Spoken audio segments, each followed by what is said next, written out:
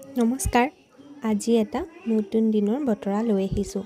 স্কুলত আছিলে school twinning competition. 3খন স্কুলৰ মাজত আছিলে আৰু আছিলে ক্লাছ 1ৰ পেট এক্সাম। আৰু এই ক্লাছ 1ৰ এক্সামটো লোৱাৰ পাছতে আমাৰ এই প্ৰগ্ৰামটো ষ্টাৰ্ট হ'ব। বাকী কেইখন স্কুলৰ ষ্টুডেণ্ট আৰু টিচাৰখিনি আহি পোৱা নাছিলে বাবে আমাৰ ষ্টুডেণ্টখিনিও এনেকৈ অলপ সময় ৰখি আছিলে।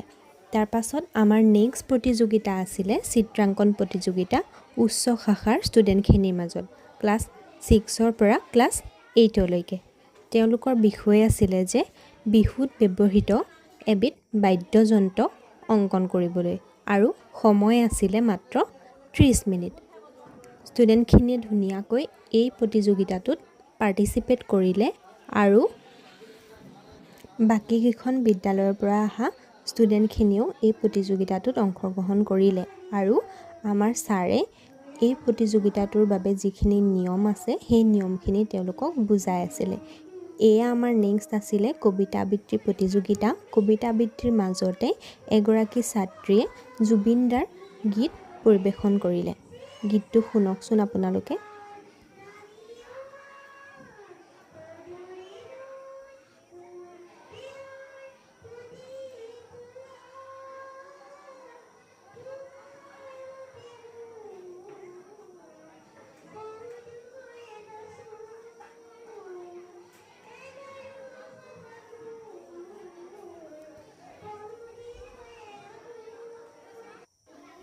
ইয়াৰ পাছত আমাৰ দ্বিতীয় প্ৰতিযোগিতা আছিলে চিত্ৰাংকন প্ৰতিযোগিতা নিম্ন শাখাৰ ল'ৰা ছোৱালীৰ মাজত, মানে ক্লাছ 1ৰ পৰা একেবাৰে ক্লাছ 5লৈকে।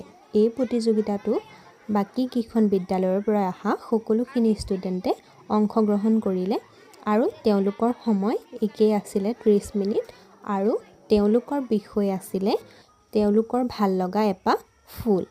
ইয়াৰ মাজতে একাপ ৰঙা চাহ খাই ল'লোঁ আৰু বাটিপৰীয়া এম.ই. স্কুলৰ এগৰাকী শিক্ষক আৰু বাকী ষ্টুডেণ্টখিনিয়ে মিলি পৰিৱেশন কৰিলে এটা গীত।